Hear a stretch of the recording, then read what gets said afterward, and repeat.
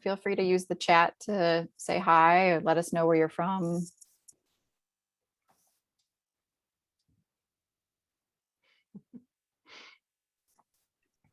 We'll give people just a little bit longer to start joining. It's always fun to see where people are joining from. Lots of people on the West Coast joining us for breakfast. Coffee and painting. Yeah. Great to see y'all from all over. So yeah. Cool. All right, well, we'll get started on introductions. So welcome to today's webinar from the Lab of Ornithology. My name is Lisa Kopp. I'm on the Visitor Center team. And today's really special. We're going to be joining Liz Clayton Fuller, a scientific illustrator, in her studio to watch her work. So I just have a couple of announcements before we get started. So for those of you who don't know, the Lab of Ornithology is home to a community of researchers and supporters from around the world, many of you joining in today, who appreciate birds and the integral role that they play in our ecosystems. Our mission is to advance leading edge research, education, and citizen science that helps solve pressing conservation challenges. This work, including today's webinar, is funded primarily by people like you who choose to be members. So if you enjoyed today's webinar, I hope you'll consider being a member. You can join by visiting birds.cornell.edu. Thanks again for joining us today. So a few little logistics related to Zoom. Hopefully everyone's pretty well practiced at this point, but we do have closed captioning available. If you look at the bottom of your screen on Zoom, there's a choice, an option to show subtitles. For those of you on Zoom, we're going to be using the Q&A option. So again, that's located right at the bottom of your screen. It'll pop up a separate box. And that's where we're hoping that you'll be able to enter your questions that I will be sharing with Liz as she's drawing or as she's working. So we'll be answering some questions verbally, but I'll also be using the Q&A to try to answer questions that, that we've got the information to, so that Liz can also just do her work and you can watch that. Please just use the chat for technical support. So we're not going to be monitoring the chat for questions. We'll be using the Q&A feature for that. The chat's really there in case you've got something going on with your settings on Zoom and you're looking for a little bit of help. We've got some folks behind the scenes who can assist with that. And then if you're watching on Facebook, welcome. We're live streaming there as well. You can add your questions to the comments on the Facebook feed, and we will do our best to answer those too. But please be sure to not click on any links on the Facebook page that have not come directly from the lab. There are bots that will try to spam our participants on Facebook. So with that, let's get started. So I'm thrilled to be able to welcome Liz Clayton Fuller today. And Liz and I have gotten to work together for a long time now, and it's so fun to see you even just virtually. But for those who aren't familiar with your work, could you share a little bit about you and your background and what you do? Yeah, thank you so much for having me, Lisa. It is really fun to be here with you. And hey, y'all, like Lisa said, my name is Liz, and I am an artist, educator, and scientific illustrator specializing in birds. So birds have kind of been my specialty for almost 10 years now, which is wild to say, but I don't plan on stopping anytime soon. I've done a lot of work for the lab. I've illustrated scientific research papers, field guides, educational outreach, all kinds of things. I also have a class with the lab with Bird Academy on nature journaling and field sketching. So birds and art are kind of my jam, and I'm really excited to have y'all here in the studio with me today. I'm going to be painting the lab's mascot, a yellow-bellied sapsucker, which I'm super excited about. And I'm just honored that you're here and excited to kind of give you a glimpse into my process. So I'll just be working on this painting today, talking a little bit about my process and taking your questions, be it about art or scientific illustration as a career, whatever comes up. So with all of that being said, let's do some painting, and hopefully I can answer some of your questions. So let me get started sharing my top-down camera here. There we go. So, y'all y'all be sure to put your questions in the Q&A, and Lisa is kind enough to be sharing them with me today so that I can keep painting while we chat. I've got the sketch done here, and I feel like the question might come up first things first about how this white sketch got here. So I want to share with y'all a little glimpse into my sketching process and then how I got it into the sketchbook. So I did some sketches just to see, you know, kind of what composition I wanted to go for with the bird. Then I sketched our sapsucker here on tracing paper. And then I used white transfer paper. You can kind of see the ghost of the sapsucker on the screen there. So you put the transfer paper between your paper and the sketch, tape it down and draw it, and it, as you can imagine, transfers the drawing onto the paper. So I've got, I've got it all teed up and I'm going to get to painting. So I know that a lot of you are just settling in, but if we've got any questions right off the bat, Lisa, I'm going to get started painting and you hit me with them. Yeah, so we had a really great pre-submitted question that seems like a nice place to start. It's how do you Yes. decide which materials to do your illustrations, say between watercolors or colored pencils, regular paper or toned paper? Does it depend on the species of bird, bird behavior, or the bird features that you're illustrating? That is a great question. So today I'm using gouache paint. And I like to say, if you're not familiar with gouache, it's kind of like watercolor's cousin.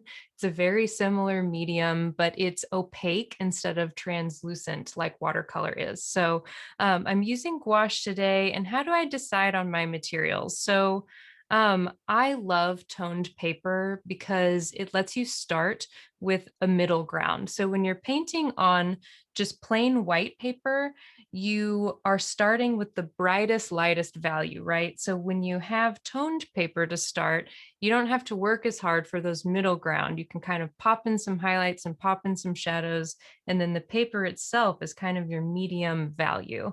And a lot of projects, you know, ask for different things. So if I'm doing a painting for a scientific paper, say, I usually go with watercolor on white paper because that kind of work requires really tight details and no distractions. So the toned paper is really cool, but sometimes you just need a really straightforward, tight, detailed drawing or painting in this case. So yeah, it depends a lot on the project.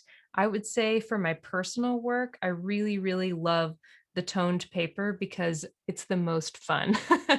It gives me a little bit of flexibility. I've got a couple different colors of toned paper, so I get to kind of choose, like for this sapsucker, there's a lot of warm tones in the bird, so I chose this cool gray paper to work on today.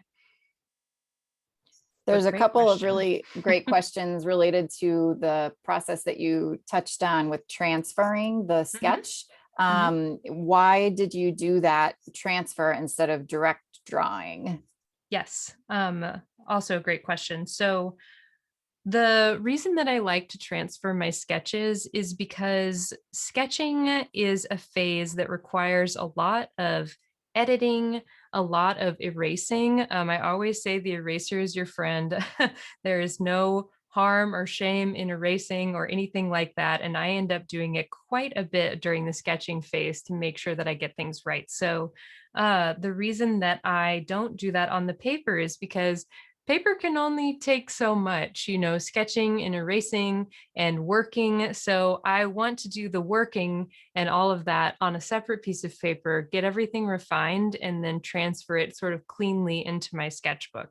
And sometimes in your sketchbook, that's what that's for. You're going to want to do all of that sketching and erasing, but for today, I thought it'd be good to just have a clean sketch to get started. So that's why I chose to do that. I just wanted to answer a question that popped up really quickly, which is just on the logistics side, which is that we are recording this. And by registering and attending, you will get an email from us with the recording. So if you want to go back and, you know, maybe try this and follow along with Liz, you'll be able to do that with the recording. Another question that's popping up, Liz, is are you referencing the photo right now as you're sketching? Yes, absolutely. So as a scientific illustrator, I am very reference bound, right? Because I want to get the accuracy. And today I've got this beautiful photo from the Macaulay Library just sort of propped up in front of me, so that I can just pop my eyes straight up at the reference and straight back down to my painting. But as a scientific illustrator, I am always using references because I want to be as accurate as possible. When I am doing a painting like this, that's sort of more for joy and practice and just to kind of pay homage to this lovely bird, I'm not, I'm not counting feathers in the same way that I do when I'm doing my scientific illustrations, but even so, I still need that reference because the birds I have in my brain are definitely not the same as the birds in pictures. So always needing a reference, definitely. Well, and maybe that could be a nice segue into talking a little bit about your path to scientific illustration and why birds specifically, sort of how you got into this and yeah, what those skills are that have developed as a result of you doing so much bird work specifically. Sure.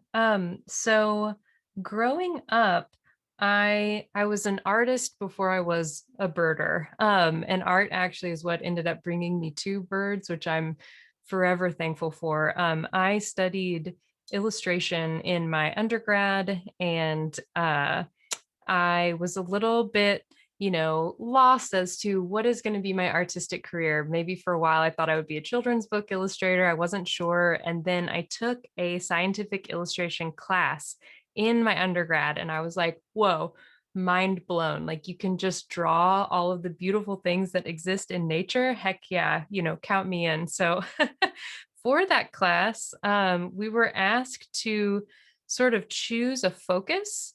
And I was like, well, what's my focus going to be? And this is such a serendipitous moment that didn't seem important at the time, but now really is. Uh, I went to the bookstore and there was a book about birds of the world that was on sale. This big, beautiful, just thick, heavy, hardback book full of birds from literally all over.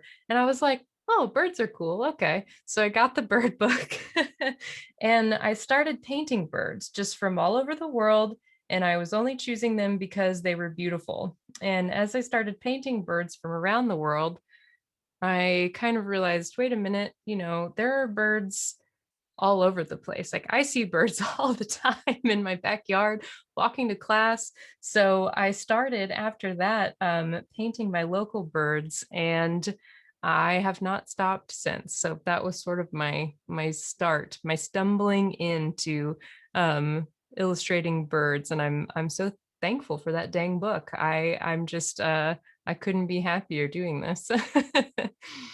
It's so amazing thinking about those like moments that end up, making these huge, they just serve as these like pivotal moments in your life. And you look back and you had no idea that, walking into Totally. that bookstore would do that for you. Absolutely. So I have one technical question that a few people have asked, which we'll start with, and then another one that sort of gets back to your artist life. What kind of brush are you using right now? Right. So, but my favorite brushes for gouache, which I'm using today, are Daler Rowney System 3 acrylic brushes. Okay. So they're the best brushes. I have other brushes, but these are the best. So those are the ones that I recommend. For gouache, acrylic or synthetic brushes are really great because the watercolor brushes want to hold a ton of water. And for gouache painting, you don't actually want your gouache to be that watery. You want a consistency on your palette. The best description that I have ever heard is a consistency like heavy cream. So there's a tip for you if you're interested in gouache. So you want your mixture to be like heavy cream and not sit too watery on your brush. So Daler Rowney System 3 acrylic brushes are my favorite gouache brushes. Great. So then going back to what we were talking about, sort of getting into the field, we have a few people who have said that they are budding artists. And do you have any sort of words of wisdom or guidance for those who are sort of trying to break into this field? Yes, totally. First of all, you're awesome. Keep doing what you're doing. And My best advice, so something that has been really pivotal in my career is my relationship with the Cornell Lab of Ornithology. So whether you're a budding bird artist or you're interested in ichthyology or entomology, find an institution that studies what you love to illustrate and connect with them and see what kind of illustrations they need, right? Because you never know who's studying something that you're passionate about illustrating, and maybe your art could push their research further. So just make those connections. And also, if you ever need, any advice, I wish that I had a scientific illustrator to talk to when I was trying to get into this field. So please feel free to reach out to me. But just keep striving, make those connections, and keep making your art and keep improving. That's my best advice. Thank you. That's wonderful. So we're going to go back to another technical question. Sure. Why are you starting with white? So with white on this toned paper, it is the hardest color to get that really bright opacity, that like very thick coverage that I want to get that super, super bright white. So I like to lay a layer down first, and I'm going to let it completely dry. And I'm going to be going back over the white again to really get that strong color. So in birds that have kind of larger areas of white, I typically try to get a layer down as soon as I can, just so that I can come back and go over it again. And another really important tip with gouache is let your layers dry before you try to paint over them, because if they are still wet and you try to paint on top of them, they're going to mix instead of layer, and it's going to be a bad time. So patience is a virtue with gouache. And that's why I'm actually going to pop over to our tree branch here and do a little bit of work over here while my areas that I've already painted are drying. Thank you. That's so helpful. Lots of questions about that. Gotcha. So another sort of more personal question. Do you have a favorite bird that you like to illustrate more often? You know, I struggle with that question. It's like picking your favorite child. I really I cannot pick a singular favorite bird, but I can tell you some birds that I do love to paint. I really enjoy illustrating hummingbirds just because they are so beautiful and so complex. So that's a real joy for me, and a challenge too, which I kind of like. I also am partial to illustrating my backyard birds, Carolina chickadees, Carolina wrens, whoever's kind of around the most, white-breasted nuthatches.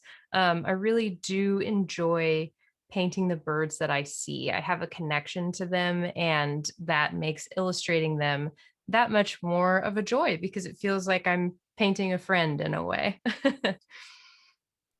And I know today you're working off of a photograph, but we've had a Mhm, couple of people who have talked about being out in the field, and mhm. we've put the information about Liz's nature journaling and field sketching course in the chat. So there's lots of information there, but I wondered if you could sort of touch on how you deal with things that are moving, or Mhm. another really great question that someone asked is, what do you try to convey in an illustration that a photo might not be able to capture? Gosh. Okay. Great question. So I'll tackle the moving birds first. It is definitely very hard to draw birds in the field, but there are a couple of tips that might help you a little bit.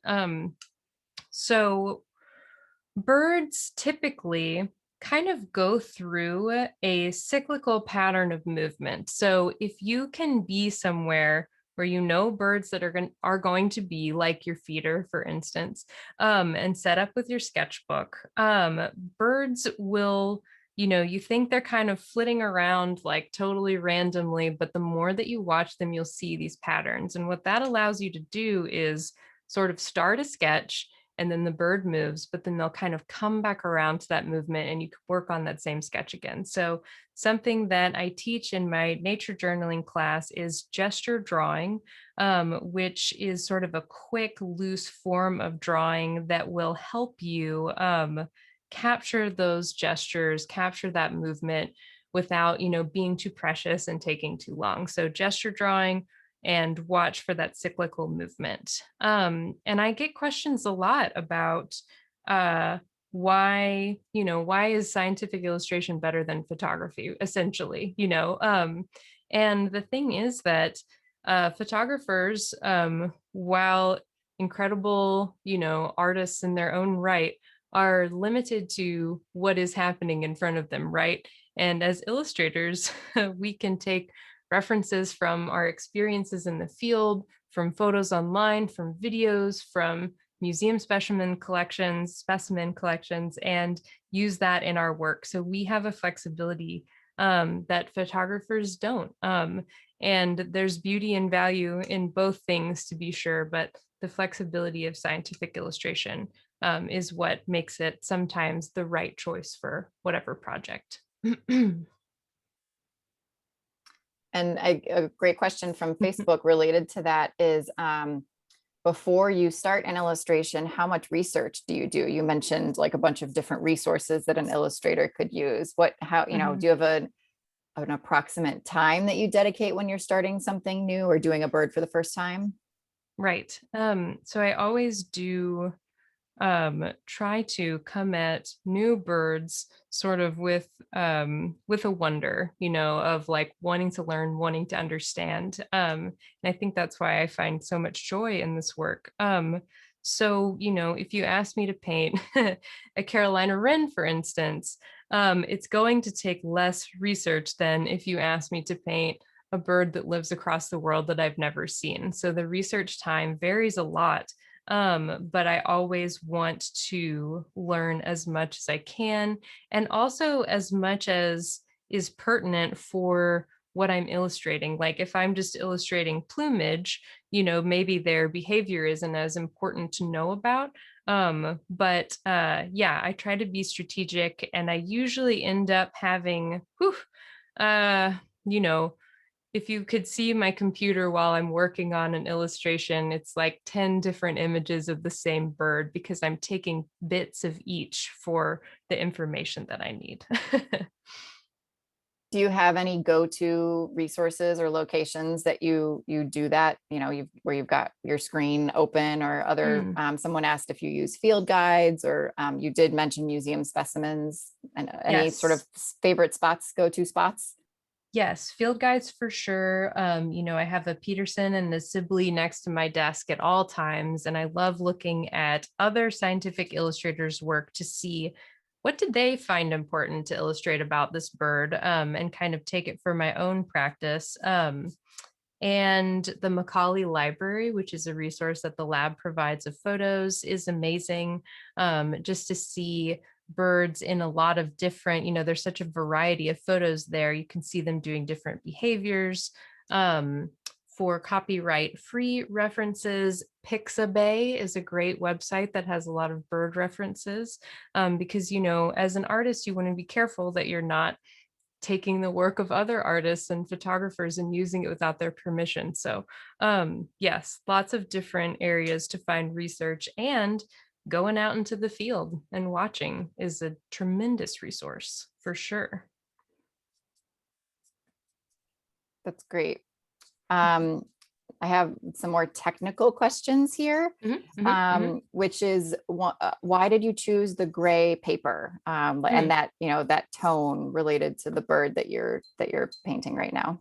Yes. So I learned my lesson quickly. I got excited about having this toned paper and immediately tried to illustrate, like a black cap chickadee on here, and realized that the back feathers of the black cap chickadee are the exact same color as the paper. So I try to look at my references and see, what is the color scheme? Does the color of the paper appear in the bird? Is that going to be okay? So for this reference, there's a lot of warm tones, like a warm yellow of the yellow-breasted sapsucker, and the red, and the tree is a bit of a warm tone. So I thought that the cool gray paper would be a nice contrast for that today. I know you're not close yet, but one question that a few people have asked is, how do you know when you're done with a painting? Mm, And mhm. then as a scientific illustrator, who sort of gives you the seal of approval in terms of accuracy? Gotcha. Both great questions. So let's see. How do you know when you're done? I feel like if you ask any artist that question, they're going to say that they struggle with it, even professionals who have been working for years and years and years. Sometimes you just have to make a choice and say, this is enough, because it's quite easy to fuss and noodle in the details for way longer than you might need to. So something that really helps me is taking a physical step back from your work and looking at it from a distance, seeing how it reads that way. Taking a picture of your work on your phone also helps you see it in a different way. But it is hard to know, and sometimes you just have to make that call. And as for the other question about who gives the seal of approval, so it depends on who I'm working with. So I'm typically, for my freelance work, collaborating with ornithologists, and we kind of go through a series of, I'm showing them sketches. Does that look right? Did I get the anatomy, the pose, the plumage, all of that stuff right? So the experts give their seal of approval, which is amazing and has taught me a lot. I'm not an ornithologist by any stretch, but I love working with experts because I learn so much from them. So they are the final word on if a piece is a-okay or not, because they know best. What happens if while you're working, you make a mistake? How long do you have to fix that with this kind of paint? Or, what are Mm. what are your editing options as you're going along? Well, so I have kind of started to fall in love with gouache for a few reasons, but one of the reasons is that it's a bit forgiving. I have to say, watercolor is quite tough to fix a mistake, but I find that gouache is a little bit more workable. Definitely try not to make a mistake, but it happens to the best of us, and there are a lot of options in my field to be able to fix that. So, uh, you know, digital art is huge now, right? So I can take a painting if I've goofed something and fix it digitally, because the final product doesn't need to be a standalone painting. Typically, it's a scan that is going into a paper or into a field guide or something like that. So you get creative when you goof, for sure. You do what you have to. And I'm not totally proficient in digital art, but when I need to use it, I definitely make the best of that and try to use it to my advantage. Well, and related to that, we've got some questions about mixing and Mm, what you've got in your palette and how mhm, long that's usable. And mhm. if you want, I've seen you talk about mixing before. It's always really fascinating. If you wouldn't mind talking about that a little bit. Yes, totally.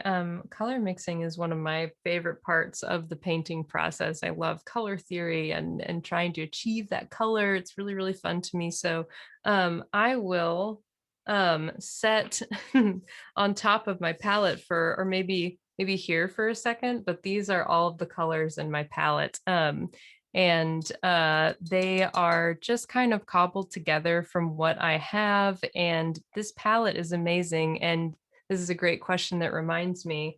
I have a little spray bottle here. So this palette has a silicone lid and it keeps the paint wet like it was straight out of the tube. So you can use gouache when it dries. That's like what this is here. It's called a skin on your palette, and you can re-wet it and use it.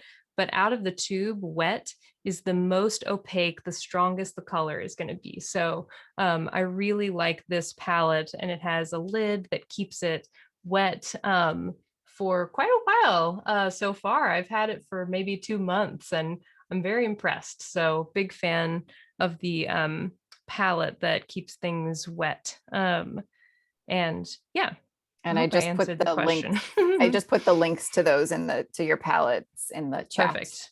Perfect. Perfect. I'm going to start going in now with some black. And, you know, with with using black, you need to be really careful and make sure that the adjacent areas of paint are dry, because if you are painting with black next to an area of white that might still be wet, that wet area wants to suck in that pigment from the new paint that you're putting down. So um, definitely be cautious as you are putting down your blacks. I try to be cautious and strategic, but again, gouache is pretty dang forgiving. So if I goof and I kind of paint over where I meant to, I can fix it later, which is great. That's why I love it so much. Liz, would you mind repeating your brushes one more time? I think people Sure. are adding to their Amazon carts as we Yes. speak. Yes. I'll hold it up to the camera. So Daler Rowney System 3 acrylic brushes. They are super, and they come in a lot of different shapes and sizes, as all brushes do. One of my, strategies generally with painting is to use as big of a brush as possible, as long as possible, because once you start getting in with the little tiny brushes, you're kind of fiddling and fussing. And sometimes you have to do that. Like, with these areas of color, it's going to be easier for me to use the smaller brush. But the bigger brushes you can use, the longer that's going to be better, because you're filling in big areas and you want to save the kind of noodling and fussing for last if you can. We have a couple more sort of career focused questions. Hmm. Hmm. One is, have you ever made a book? Mm. Or do you have places that your artwork is on display? And any suggestions for sort of professional groups or networks that exist for scientific illustrators or, sort of people in the field? Yes. No books yet, but stay tuned. That's definitely a goal of mine. I'm really interested in having there be, Liz Clayton Fuller field guides someday. So keep an ear out for that. And as a scientific illustrator, um, don't have my work in galleries particularly often, but I'm actually kind of like bridging that gap lately, which I feel like is really cool, that gallery art does not have to just be fine art that's unscientific. It can be scientific illustration too. um and oh yeah, about sort of groups that are great for scientific illustrators. The Guild of Natural Science Illustrators, GNSI, is a fantastic organization. Tons of support for artists deep into their career or just beginning. So please check out the Guild of Natural Science Illustrators. Y'all who might be tuning in from Ithaca are quite lucky that there is a Finger Lakes region Guild of Natural Science Illustrators chapter. I don't have one close by me in Nashville, and I wish that I did. So please check out the GNSI. They've got a lot of really great resources for sure. Liz, I might give you a second to work. I've got a few questions in here that are about the lab itself, Okay. Yes, go and ahead. people interested in how you can either work at the lab Mhm. or what kinds of jobs there are. And actually, I feel like this webinar is a really great example of the many, many ways that people can become involved at the Lab of Ornithology.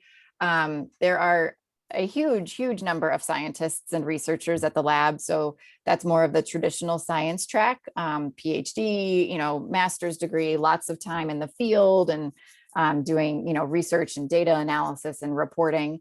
But there's so many of us who are educators or communicators. There are web developers, there are artists like Liz. There are administrators, there are accountants, there's all sorts of people who get to be a part of the organization. So, it's a really unique place, but it takes a lot of people with a lot of different backgrounds to make it work. So, if there's a path that you're passionate about, there's likely a way to be involved in the lab if there's a position open in that place for you. So hopefully that answers a couple questions about the lab itself. So Liz, earlier you mentioned that sometimes you have illustrations that you will be sending along digitally. Mhm. So that was something that a few people have asked about, do you do digital illustrations? And, how do you deliver your products most often when they're complete? Right.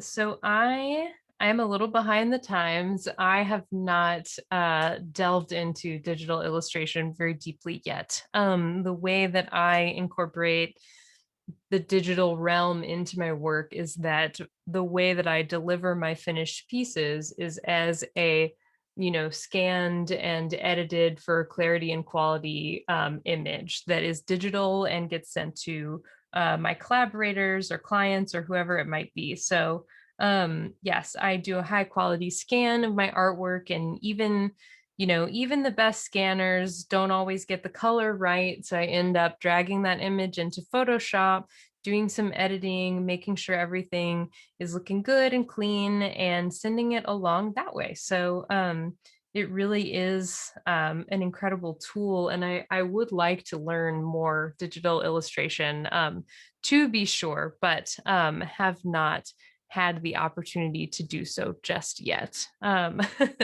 I just love traditional media, and there's no reason that I can't love both, but I'm really happy with my work and my process right now, so it's definitely hard to make that leap to learn a totally new thing. But it's good for you too.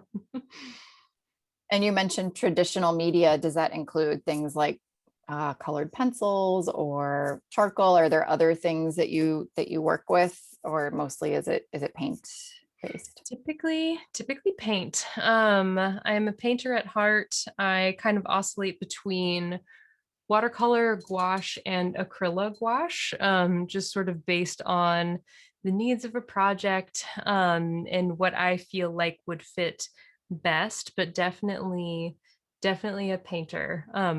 I would say 99% of my finished products for work are painted art. And do you ever just paint for yourself? I know this is your full-time job, so you maybe paint it out at the end of a week, but do you take Right. time to do things just for you? Or are they birds? Are they other things? Yeah, it might be surprising, but my joy and my leisure painting is also birds, but it's unscientific birds. I'm not like focusing on the details as much. I'm painting again, sort of like I talked about earlier, birds that I have a connection to. If my husband and my dog and I have gone on a hike and we had some really cool experience seeing a bird, I'll come home and do a page in my sketchbook on that experience, and that's just for me. That's kind of my style of nature journaling these days, because I am a full-time scientific illustrator. I paint all day, and then I don't necessarily want to go out in the field and paint some more. So I go out, I watch birds, I'm totally present in the experience, and then I come home and I fill my sketchbooks with pages just for me, that make me happy and are kind of like an ode to the experience that I had, if that makes sense. Do you have any artist that inspired you or inspires you currently? Do you have any favorites that you sort of, also enjoy their personal style? Yes, totally. So y'all are probably familiar with Jane Kim of Ink Dwell Studios. She's a huge inspiration to me. And when I was a Bartels scientific illustrator at the Lab of Ornithology, I got to meet Jane while she was painting her Wall of Birds mural. And she was like a celebrity to me. And she just like wrapped me up in this big hug. And it was so cool to meet her and see her work in person. That is really an experience. I have a ton of peers who are scientific illustrators who inspire me all the time. Alex and Shay Warnick are sisters who both do bird illustrations, and they are a huge inspiration to me. Um, I'll have to think of others, but those are the ones that are popping to the front of my mind right now. We have some more material questions. Do you Yeah. have a favorite brand of gouache that you use? I do. And I should have told y'all first thing. Holbein, Holbein gouache is my favorite brand. They are a little bit expensive to invest in upfront, but they do have, these are 15 milliliter tubes, and I think they have 5 milliliter tubes that come in some sets that you can get for a fairly reasonable price. And gouache it'll get you some miles. I mean, I had a tiny set for a couple of years before I upgraded to the new tubes. So Holbein is easily, far and away, my favorite brand. Just great quality, really luminous color, and very consistent. We have now that the bird is really coming together, we have some questions coming in Sure. about eyes and how that's a particularly challenging place for a number of people. And they're wondering if you have Yes. any guidance. I mean, you could also just, if you want to wait till you get there, but people are already thinking about that. Yes. Well, no, I'm glad for that question, because I wanna prep those folks to say that, oh, how funny. See, I just mixed a color of gray that's basically exactly the same color as the bird's foot. So that's something that, you kind of have to think about when you're using this toned paper. So for the eyes, I actually save them for last in all of my paintings. And that goes across my sketchbook work to my scientific illustration work. And I've heard multiple different illustrators have different strategies on the placement of the eye, not on the head, but in the process, right? So Jane Kim, for instance, who I just mentioned, she paints the eye first for the same reason that I paint the eye last, which is that it really brings the illustration together. It's kind of the cherry on top. My mom calls it giving the bird a soul. It really comes to life. And so my birds have to be soulless for a little while, but then at the end, I can really focus on that eye and bring it to life. And it just sort of feels like, and that's also something that helps me to mark a painting finished, is to put in the eye, look at it as a whole, see, what I need to add. But the eye is sort of a marker of we're getting to the finish line here in my process. We have a couple of questions about iridescence and Yes. how you represent that with birds like hummingbirds or maybe like a grackle, how that might be an extra layer Yes. to things.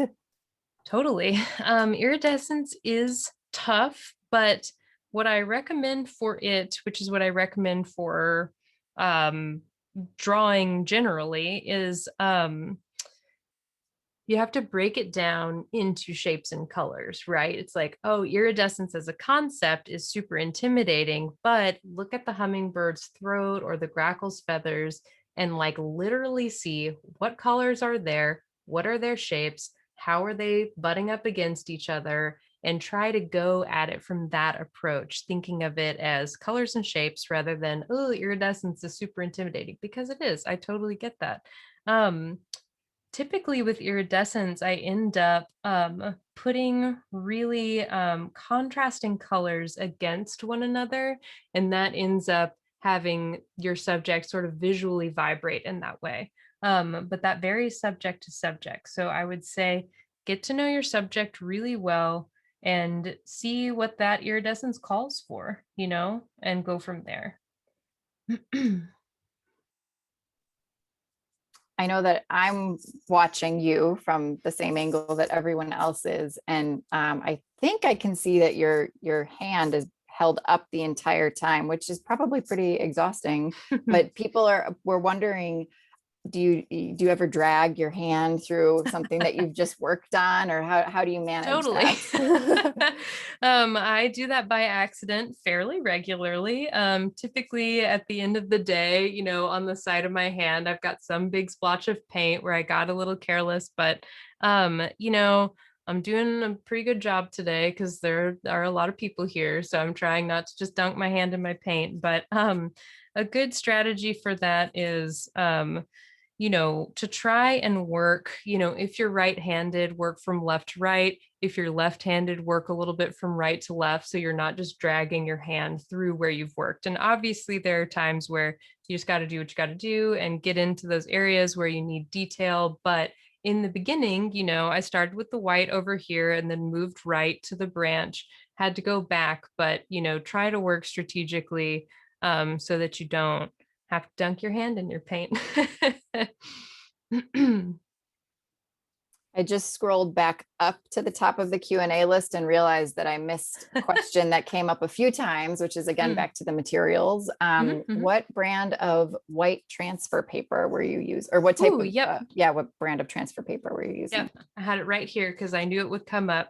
It's called Sorall, and it comes in several different colors, okay, of transfer paper. So Sorall is the brand, and I like white best for my toned paper.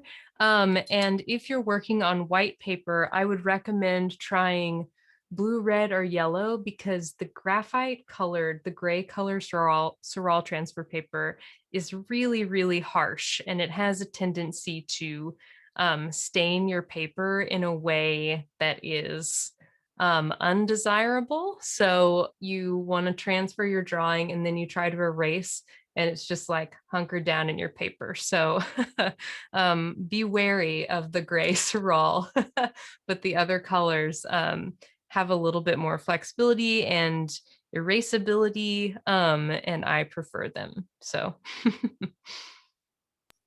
This is a fun question. Someone asked, did you ever paint the birds' accoutrements? So nests, eggs, baby birds. And someone also asked about, sort of painting the tree branch or the bark. Like how do you sort of master those non-bird related or non-bird specific elements of a bird, life?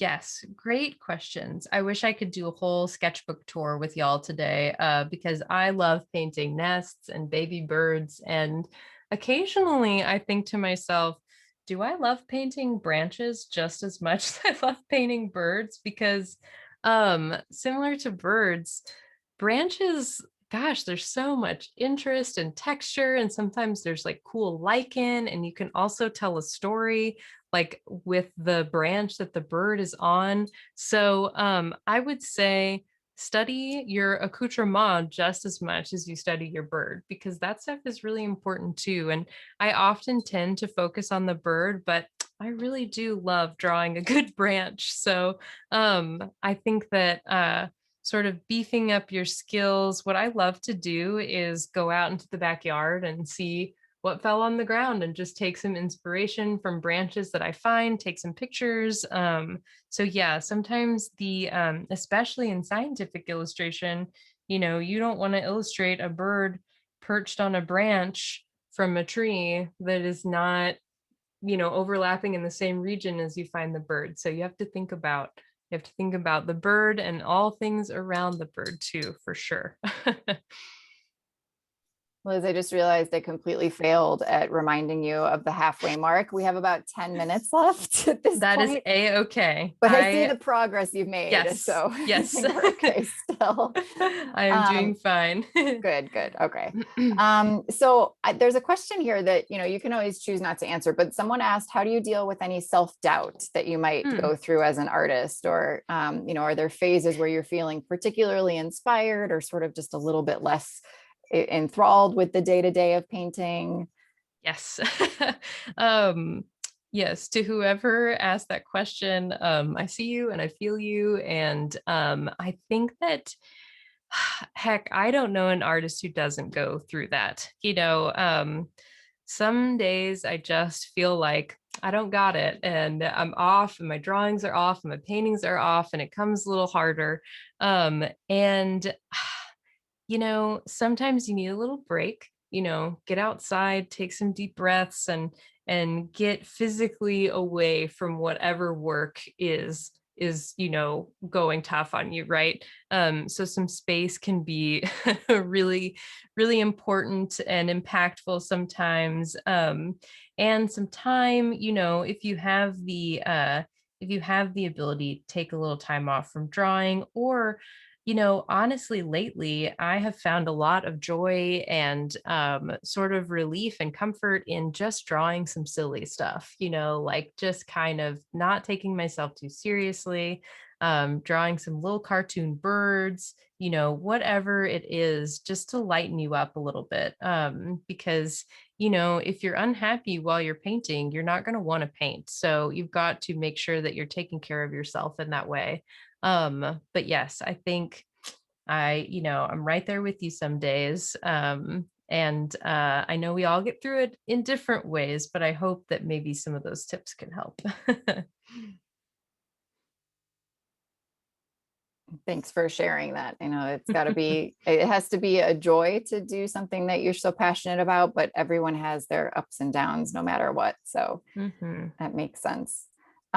So we've got a couple questions in here about the differences between watercolors and gouache and which is best. I know you've talked about your preference and, Mhm. but I think people are looking for maybe a little bit more detail on that.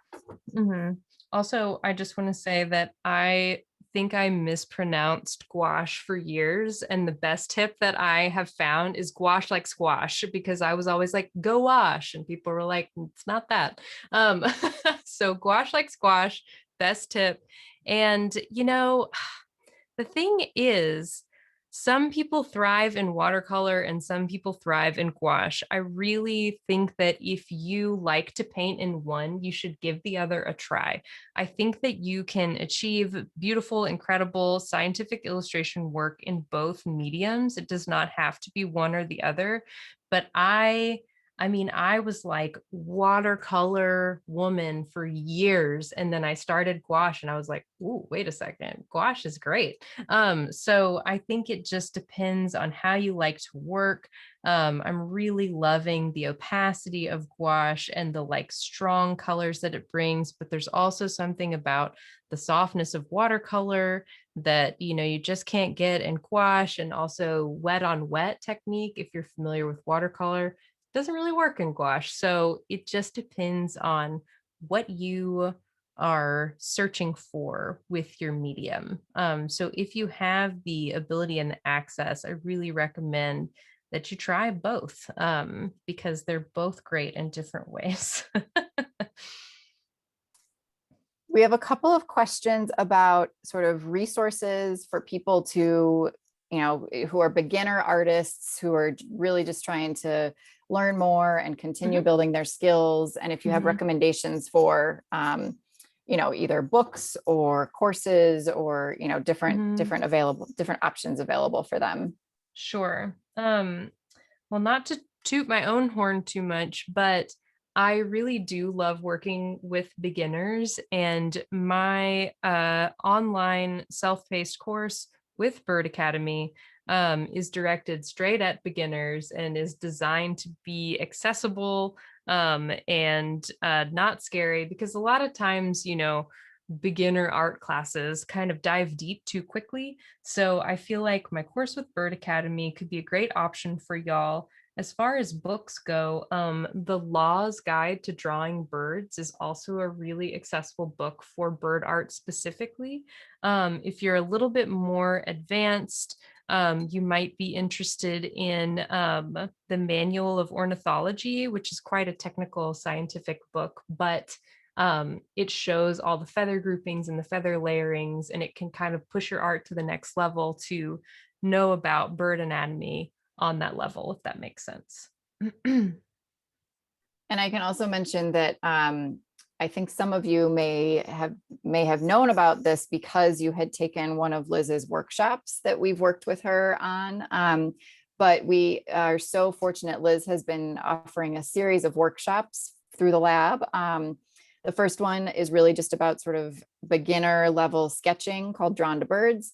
Then we've been offering a watercolor or a bird anatomy workshop that's really about the sort of, some of the specific parts of birds, and then a watercolors workshop. And we're doing that series again this summer.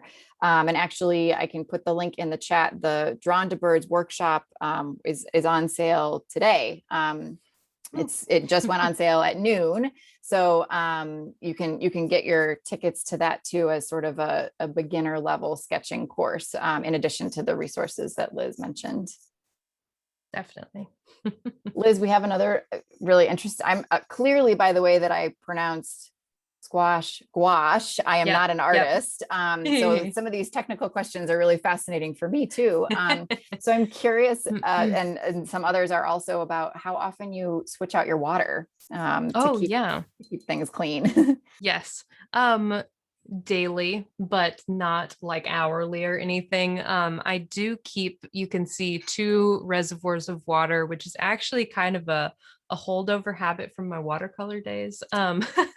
But for watercolor, a lot of the time you are wetting the paper with clean water and then painting over the top of it with a pigment on your brush.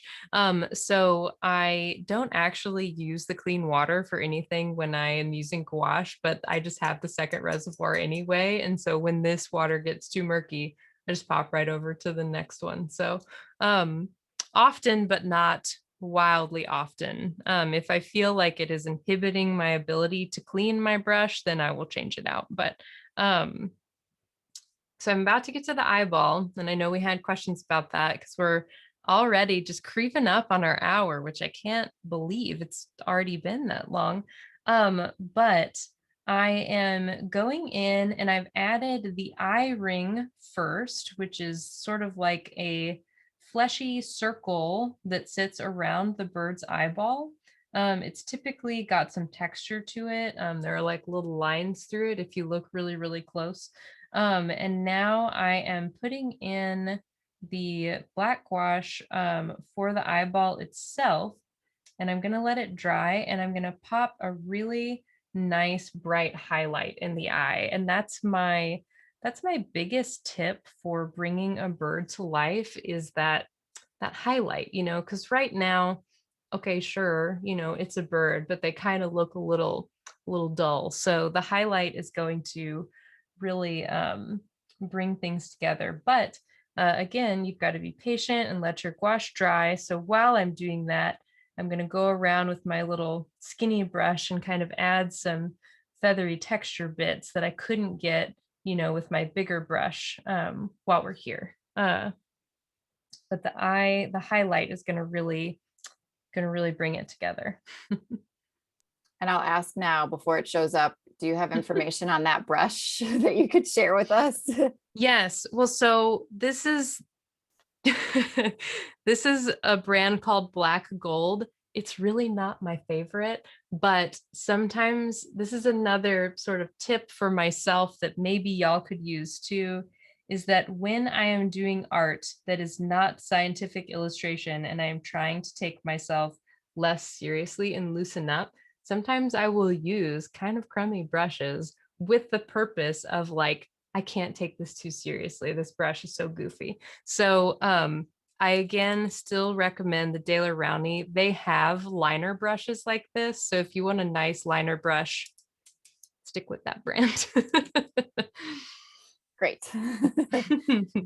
So yeah, we have about 2 minutes left. I Yes. feel like I should open it up to you, Liz, to see if there's anything that you want to share with us about your journey, your artwork. I should mention that we'll be including links to Liz's website and all of her social media accounts, so you can stay in touch with her. And then we will continue to post in the chat the links to her nature journaling course from Bird Academy and the Drawn to Birds course.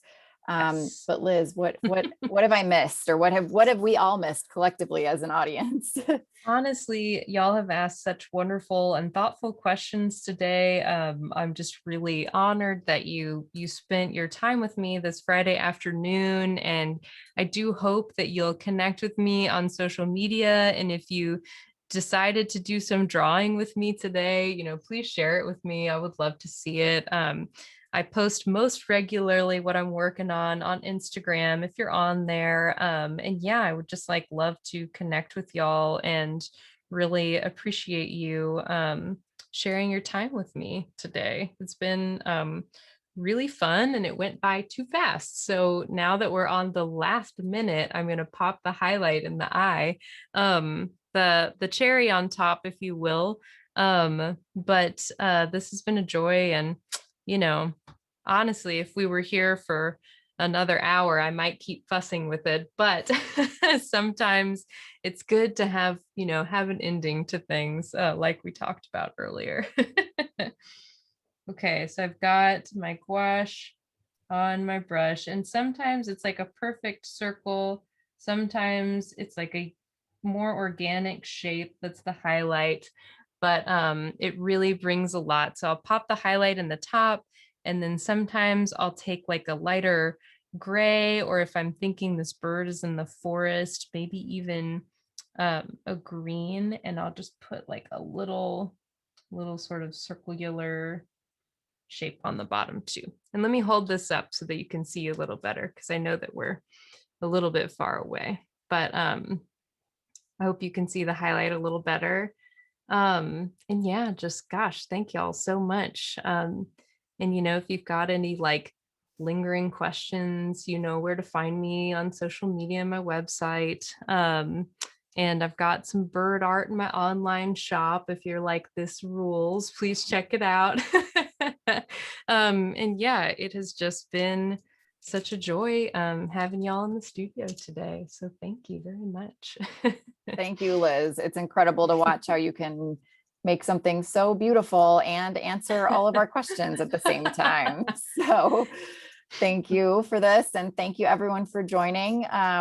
And you will receive an email with the recording and some of the links that we've included in the chat. So we hope to see you at a future Liz or lab event. Have a great day, everyone. Thank you. See y'all. Bye.